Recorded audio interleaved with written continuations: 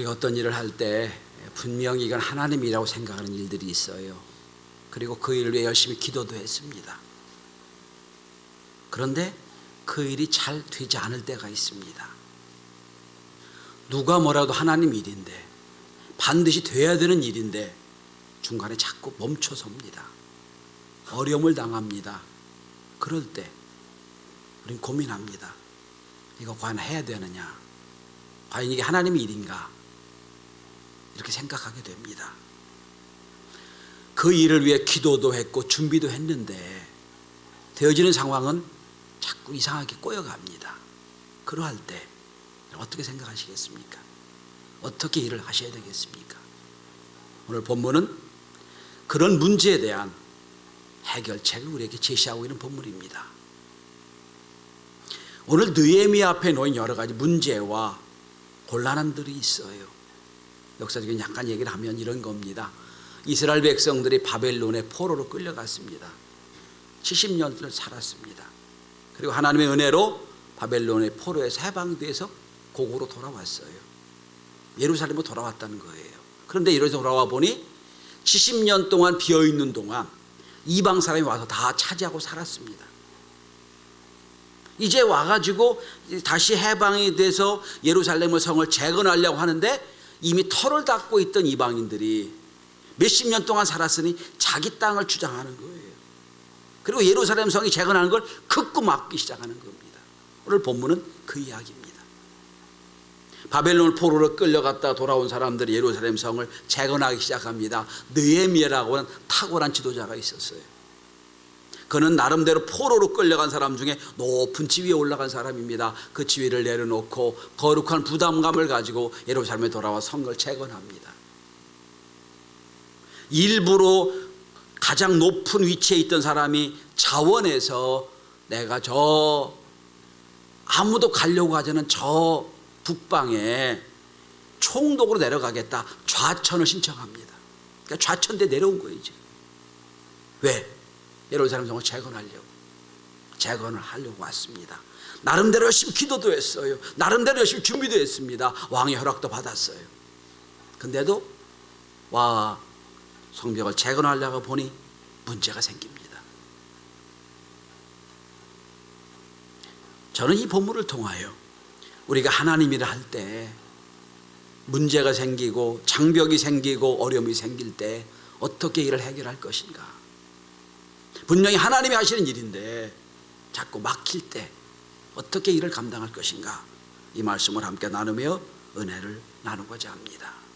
자, 그럼 예루살렘 이스라엘 백성에게 앞에 있는 놓은 어려움과 문제는 어떤 겁니까? 먼저는 원수들의 조롱이 있습니다. 오늘 본문에 보면 이런 조롱을 합니다. 저들이 무엇하는가? 저들의 성벽은 여우가 올라가도 무너질 것이다. 형편없다는 얘기를 하는 거예요. 조롱을 합니다. 뿐만 아니에요, 협박을 합니다. 그리고 분노합니다.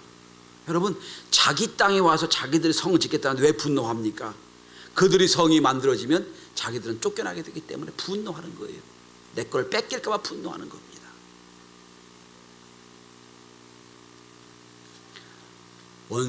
우리가 주의 일을 감당할 때, 우리가 무슨 위대한 일을 하려고 할 때 원수들에게 박수 받는 건 기대하지 않습니다. 당연한 거니까요. 그런데 외부의 비난과 조롱은 감당할 수가 있어요. 원래 그런 거니까. 근데 내부에도 문제가 생기는 겁니다. 내부에도 사람들이 이렇게 말합니다. 사람들 낙심시킵니다. 몇몇 유다 사람들은 와 얘기합니다. 이 성벽 도저히 우리 완성할 수가 없다. 우리는 힘도 없고 능력도 없는데 어떻게 완성하느냐, 자꾸 낙담하는 얘기를 해요.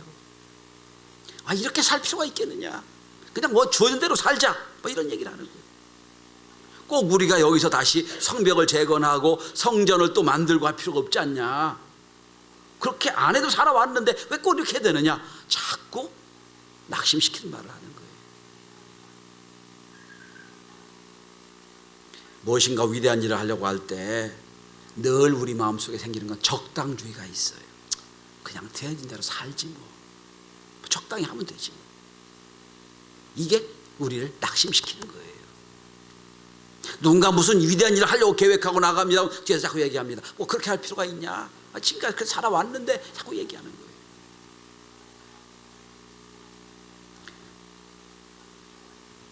최근에 우리나라의 최고의 히트 작가 PD인 나영석 PD가 경향신문에서 한 인터뷰에서 이런 말을 했습니다.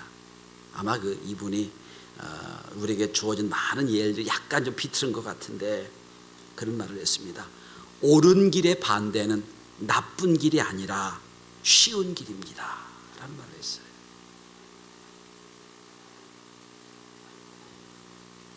탁월한 기업의 반대는 나쁜 기업이 아니라 좋은 기업이다. 이걸 좀 뒤집은 것 같아요. 자, 아니 꼭 이렇게 뭐 할 필요가 있겠느냐? 쉽게 살자란 자꾸 유혹을 하는 거예요. 사람 백성들의 마음이 점점 낙심되고 있어요. 거기다가 때로는 와서 게릴라전으로 와가지고 흔들어 놓고 갑니다. 여기로 공격할 거다, 저기로 공격할 거다, 자꾸 분산시키는 거예요. 자, 외부적으로는 비난과 조롱과 분노함이 있습니다. 내부적으로는 낙심하고 있어요.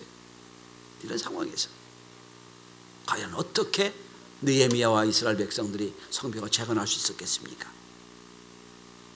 저는 오늘 이 말씀을 함께 생각하면서 오늘 우리 시대의 기독교의 문제가 이렇지 않나 생각을 합니다. 여러분, 120년 전에 기독교가 한국에 들어와서 이 나라를 바꿔놨어요. 의식을 바꿔놓았고 인생을 개조해놨습니다. 역사 이래 한국 역사를 보면 무교와 유교와 불교의 역사가 쫙 있는데 어느 종교도 이렇게 민족을 개조한 적이 없어요. 와서 병원을 세우고 학교를 세우고 민족을 새롭게 변화시켰어요. 그런데 아직도 전 인구의 80%는 믿지 않는 백성인데 아직도 할 일이 많은데 주춤주춤거리고 지금 어떻게 보면 내부에서 지금 허물어지고 있는 중이에요. 할 일이 많은데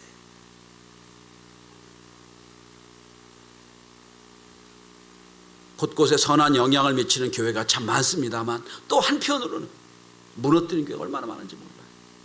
그러한 때 우리가 교회 내에서도 주의를 하려고 애쓰고 노력하는데 함께 도와주지 못할 망정 뒤에서 뭐 꼭 그럴 필요가 있겠느냐, 뭐 적당히 하지, 이런 얘기가 오가고 있을 때 사람들이 마음이 낙심할 때 어떻게 이를 감당할 것인가 하는 거예요. 저는 과연 외부의 적, 내부의 어려움이 있는 내외환의 이런 문제를 오늘 느헤미야가 어떻게 극복했는가, 이 극복의 비결을 통하여 오늘 우리들도 주춤거리는 걸음을 그만두고 새롭게 도전하며 주의 일을 감당하는 역사가 있게 되길 바랍니다. 첫째로 오늘 느헤미야는 다시 한번 하나님을 신뢰하고 하나님을 찾고 하나님을 믿는 일을 시작합니다. 현대 영역의 선구자인 탐 피터스라는 학자가 있습니다. 해방경영이라는 두툼한 책을 냈어요. 그 책 중에 나오는 이야기입니다. 현대 기업 간 경쟁력의 차이는 비전과 전략의 우위보다는 그것을 실천하기 위한 행동하는 실행력의 차이에서 온다라고 지적했습니다. 이런 얘기입니다. 여러분, 어떤 조직이든 어떤 기업이든 어떤 교회든 멋진 표가 없는 교회가 없어요. 기업이 없습니다. 멋진 표어와 비전과 다 있어요. 전략도 있어요. 그런데 전략이 있고 비전이 있다고 되어지는 게 아니잖아요. 그걸 어떻게 움직이느냐가 중요하지. 그렇게 할 수 있도록 하는 실행력, 이게 관건이라는 겁니다. 제가 많은 교회를 다닙니다. 교회에 교회가 다 붙어 있어요. 제가 기업도 많이 다닙니다. 교회보다 다 붙어 있어요. 기업도. 그 표대로 한다 하면 다 성공할 거예요. 되지 않거든요. 왜 그럴까요? 자, 근데 느헤미야는 그와 함께한 믿음의 사람들과 함께 영웅적인 역사를 이루었다는 거예요. 그 이유의 첫 번째는 하나님을 신뢰했다는 겁니다. 하나님을 믿습니다. 여러분 이상하지 않아요, 여러분? 느헤미야나 저나 여러분이 다 하나님 믿는 사람이죠. 여러분 하나님 믿어서 교회 나오신 거잖아요. 하나님 믿어 교회 나온 거예요. 하나님 믿는다는 게 무슨 뜻이냐 하는 겁니다.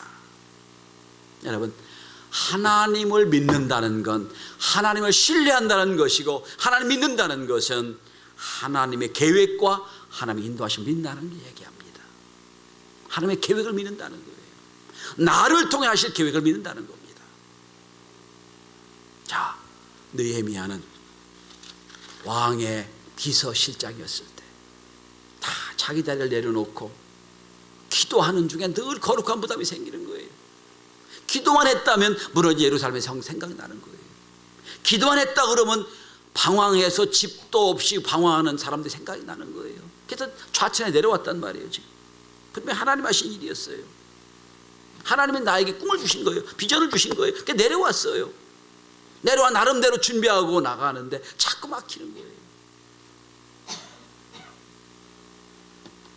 그때 느헤미야는 다시 하나님을 생각합니다. 하나님에 대한 수많은 정의가 있어요.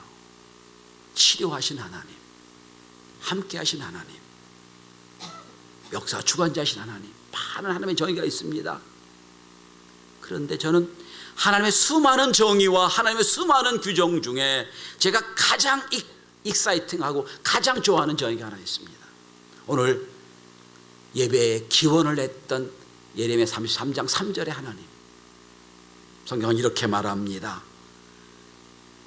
이를 행하는 여호와, 이를 성취하시는 여호와, 그 여호와가 너에게 말한다. 예레미야 33장 3절이에요.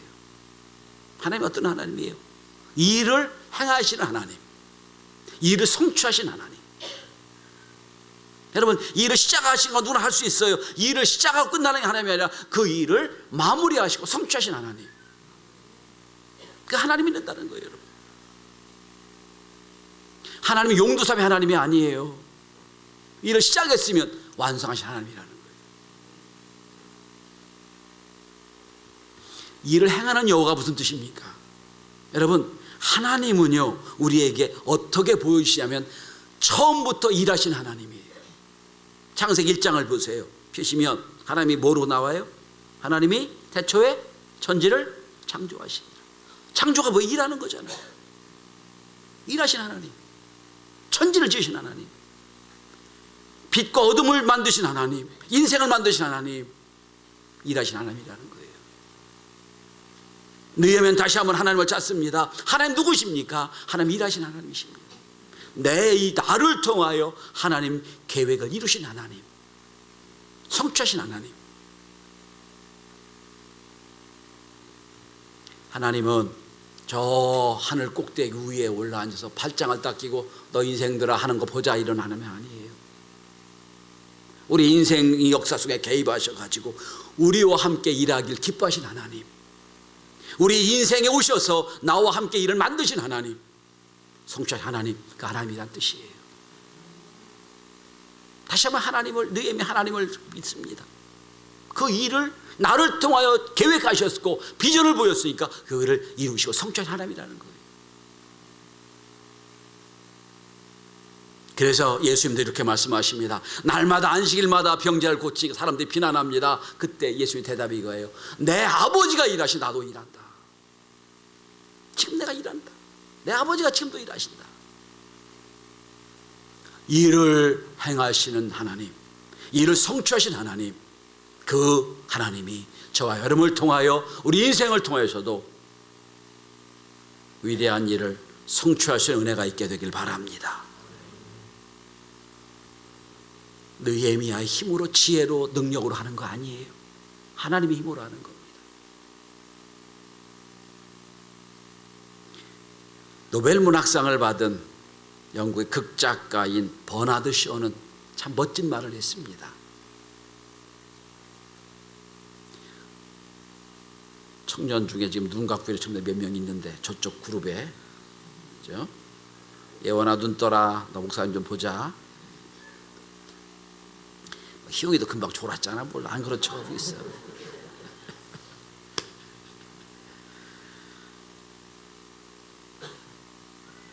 이성적인 사람은 자신을 환경에 맞게 적응시킨다. 비이성적인 사람은 환경을 자기에게 적응시킨다. 그런데 역사는 비이성적인 사람에 의해 이루어졌다. 여러분, 환경에 나를 맡기면 아무것도 안 이루어져요. 편하게 살 수는 있겠지요. 문제가 없겠지요. 흘러가는 대로 가면 되니까. 근데 역사는 안 이루어지는 거예요. 그런데 내가 환경에 들어가 환경을 변화시키고 역사가 이룰 때 거기 역사가 일어나요. 하나님은 누구세요? 흘러가는 역사 속에 흘러가는 하나님이 아니에요. 그 역사를 움직이시기 위하여 저와 여러분을 택하셔서 교회를 이루셨고, 사도 바울의 고백처럼 하나님은 지금도 교회를 통해 일하시는 거예요. 다시 한번 하나님을 분명히 여러분 마음속에 믿고 신뢰할 수 있길 바랍니다. 이 일을 행하는 여호와, 그 일을 지어 성취하신 여호와, 하나님이 우리에게 말씀하십니다. 오늘 낙담했던 느헤미야는 다시 그 하나님을 믿습니다. 그리고 다시 한번 일어납니다. 내 하나님, 나를 통하여 꿈을 주시고 비전 주시고 일하신 하나님, 그 하나님의 함께 하신 역사가 오늘 이 한 시간 저와 여러분에 있게 되길 바랍니다. 두 번째입니다. 내우 외환의 문제를 만난 느헤미야, 다시 한번 하나님을 붙잡습니다. 나의 하나님, 나의 하나님, 내 인생을 통하여 이를 성취하신 하나님 붙잡습니다. 그리고 두 번째 보면 느헤미야는 기도를 시작합니다. 4절과 5절, 7절, 8절 기도하는 얘기가 나와요. 느헤미야에서 읽다 보면 느헤미야에서 전체 11번의 느헤미야 기도문이 나옵니다. 느헤미야는 일을 시작할 때도 기도했고, 예루살렘 내려올 때도 기도했고, 내려와서 모든 현지를 둘러볼 때도 기도했고, 또 성벽을 시작할 때도 기도했고, 지금 이 한 시간 힘들고 어려워 잠깐 어려울 그때도 기도하고 있다는 거예요. 여러분, 특별히 4절 한번 보십시다. 우리 하나님이여 들으시옵소서. 우리가 업신여김을 당하나이다. 하나님, 하나님의 사람이 하나님의 택하신 예루살렘에 와서 재건하려고 하는데 하나님, 우리가 업신여김을 당합니다. 9절입니다. 우리가 우리 하나님께 기도하며 라고 되어 있어요.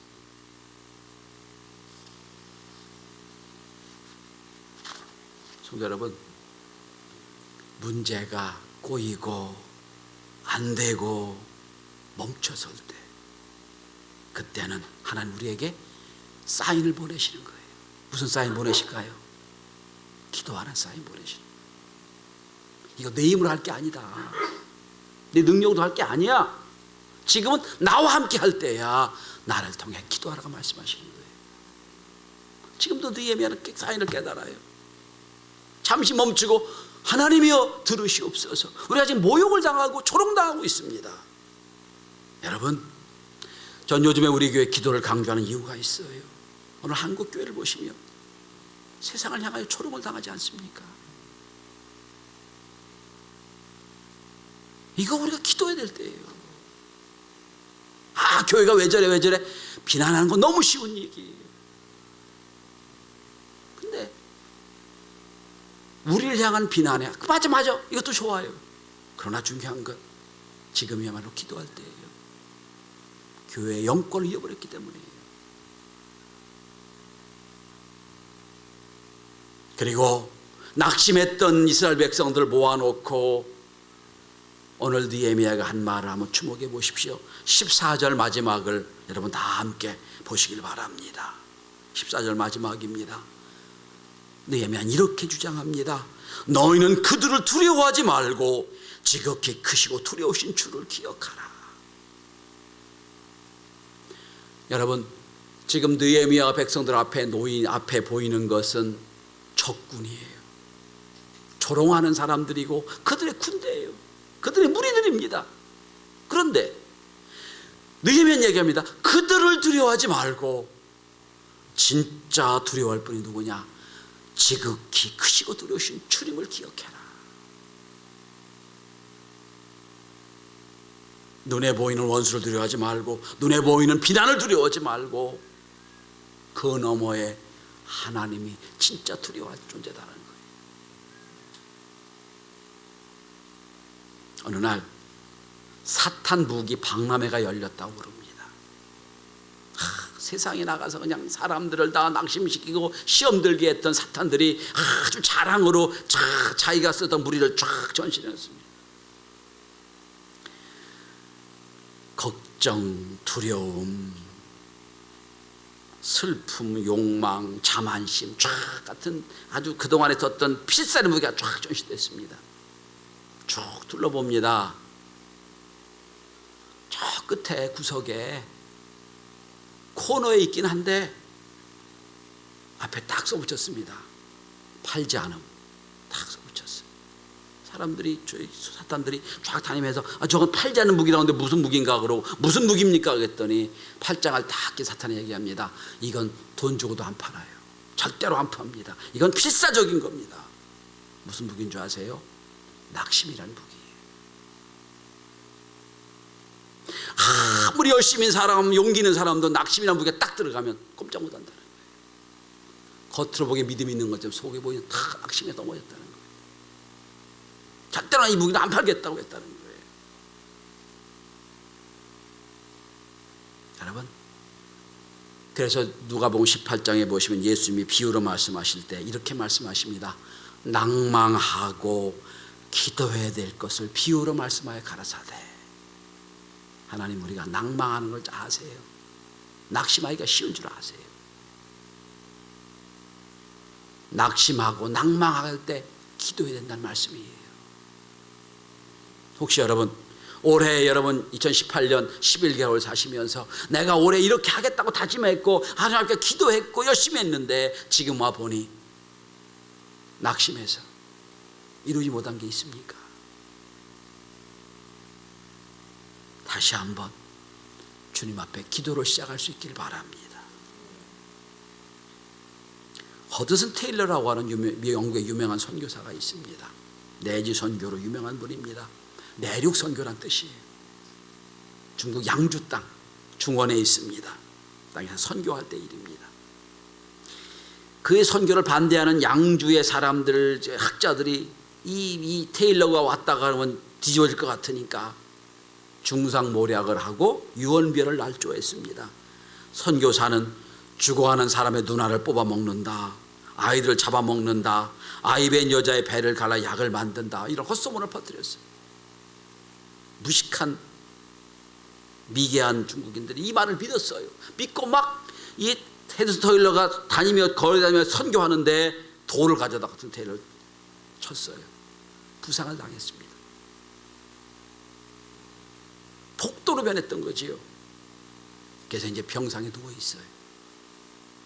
이 소식이 영국 정부에 전달됐습니다. 영국과 중국 사이에 외교 문제가 돼버렸어요.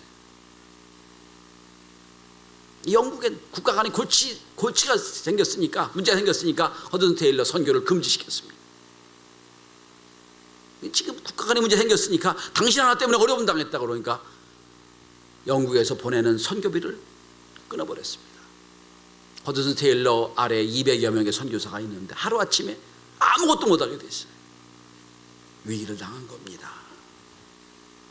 허드슨 테일러는 사람에게 찾아가 구차한 변명을 하거나 정부 관리에 찾아가서 요청하는 것이 아니라 그는 병원 침상에서 기도를 시작합니다. 주님, 위대해 참 중요한 위치에 가장 위기를 당했습니다.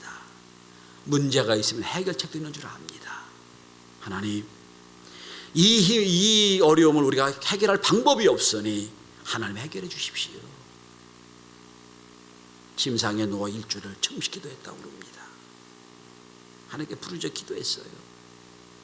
놀라운 일이 벌어졌습니다. 영국 정부에서 선교를 끊고 있는 동안에 이 소식이 미국에 있는 유명한 고아의 아버지인 조지 물러 목사님 소식에 들어갔습니다. 당시 조지 밀러 목사님이 2,000파운드라는 엄청난 금액의 수표를 미국 중국에 보내왔습니다. 하나님이 조지 밀러 목사님을 통하여 영국에 보내었던 선교비의 몇 배를 보내준 거예요. 영국에서는 또 한편의 신앙인들이 아니 지금 선교사가 죽게 생겼는데 이게 선교지 막으면 되지 않겠느냐 그러고 다시 변화시켰습니다. 그래서 허드슨 테일러가 문제가 있는 게 아니라 이거 우리가 이 어려울 때 도와야 된다. 그리고 기조가 바뀌었습니다. 이 소식이 신문에 실렸어요. 영국 사람들은 허드슨 테일러가 누군지도 모르고 어떤 일하는지 모르는데 신문에 딱 설렸습니다. 부상당한 허드슨 테일러가 나왔고 영국에서 들끓었습니다. 지금까지 보내준 선교비의 10배 가까이가 도착을 한 거예요. 그리고 새롭게 내지 선교를 시작했다고는 이야기입니다.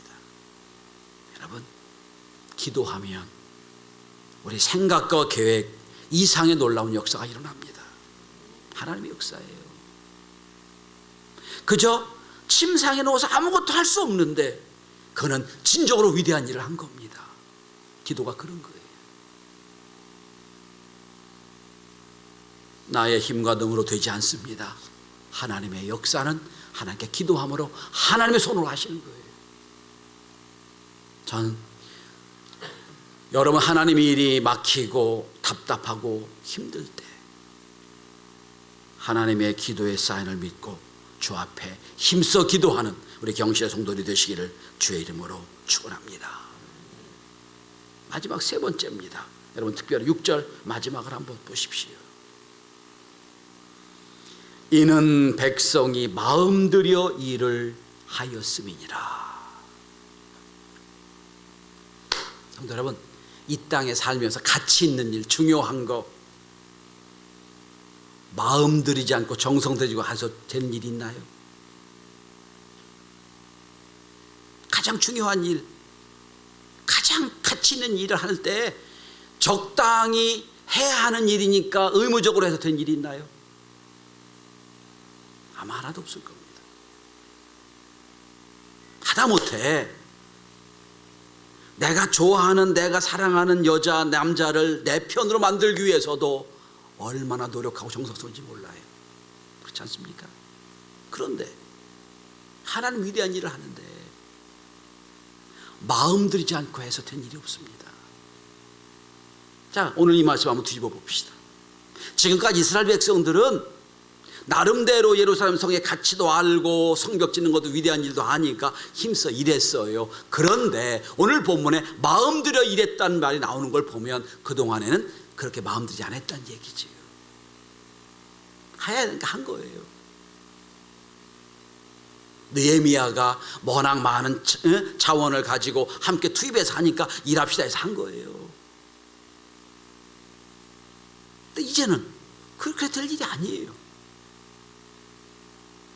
방해가 생겨 문제가 생겼습니다. 이제는 적당히 의무로 해서 될 일이 아니라는 얘기예요. 이제는 뭡니까? 마음들의 할 일이라는 거예요. NIV 성경에 보면 All my heart이라고 되어 있습니다. 내 모든 마음을 다하여.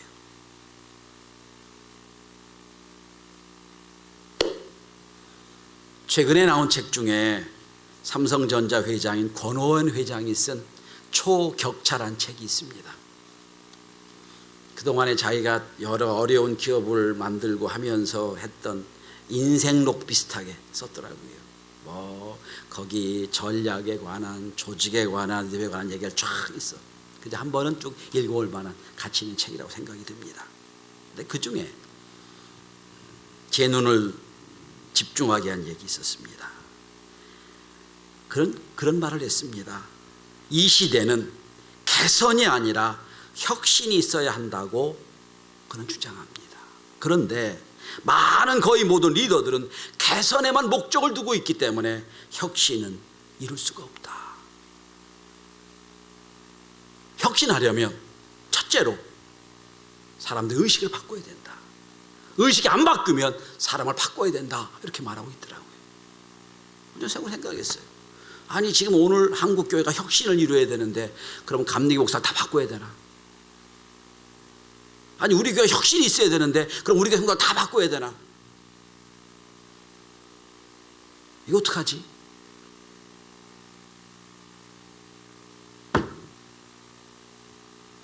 그런데 성령께서 깨달음을 주셨어요. 위대한 혁신은 시스템이나 제품의 혁신이 아니에요. 진짜 위대한 혁신은 우리의 마음을 바꾸는 혁신입니다.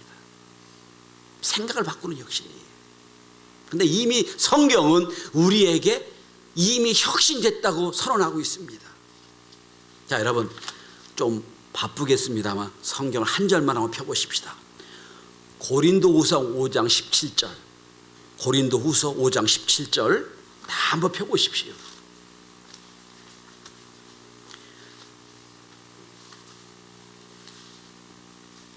제 성경으로는 291쪽에 있습니다.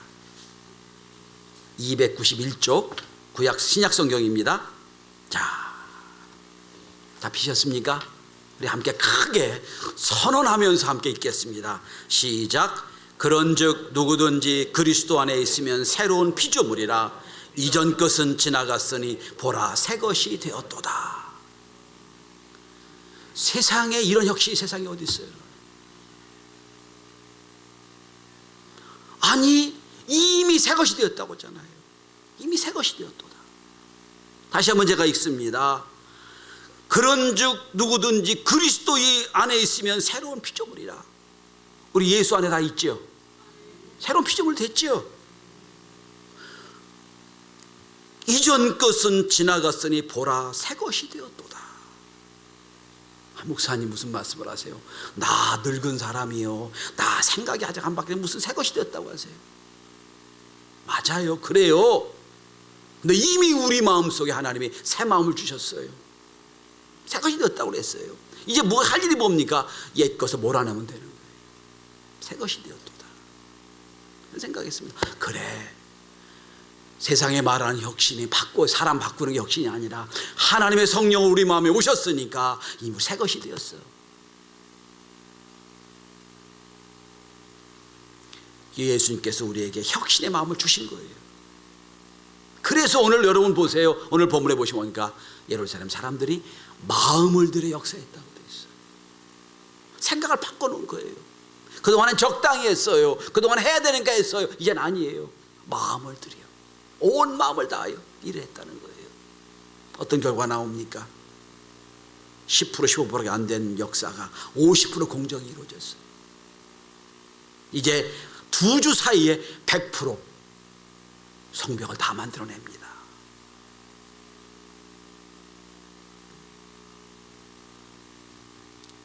왜 많은 사람들이 비전도 있고 전략도 있는데 이루지 못할까요? 첫째는 자기 자신에 대한 신념이 없기 때문이라는 거예요. 게으름이, 자신감이 부족해서 차일 미루다 보니 못한다는 거예요. 둘째는 뭡니까? 실패에 대한 두려움 때문에 그래요. 그리고 세 번째는 하고자 하는 열정이 부족했기 때문이라고 합니다. 마음을 들여야 된다는 거예요. 여러분, 2018년 11개월이 지나갑니다. 올해 하나님 앞에 하나님 이렇게 살겠습니다 했던 것 있지요. 분명히 하나님이 이뤘습니다. 11개월이 지났습니다. 지금 한번 돌아보시길 바랍니다. 안 됩니다. 안 됐습니다. 이게 아니라 과연 내가 11개월 동안 마음을 다하여 내 새로운 마음으로 주의를 얼마나 감당했던가. 그리고 남은 1개월이라도 느헤미야 이스라엘 백성들처럼 마음을 다하여 새 마음으로 우리에게 맡겨진 역사를 잘 감당할 수 있는 저와 여러분이 될 수 있기를 바랍니다. 다시 한번 하나님을 신뢰하십시오. 이 일을 행하시는 여호와, 성취하시는 여호와, 하나님을 믿으십시오. 지금이야말로 위대한 기도로 시작할 때입니다. 하나님께서 하시는 일, 그리고 마음을 다하여 새 마음으로 주의 일을 감당하는, 그래서 우리 인생에 성취가 있고 우리 인생에 아름다운 역사를 이루는 복된 종들이 되시기를 주의 이름으로 축원합니다.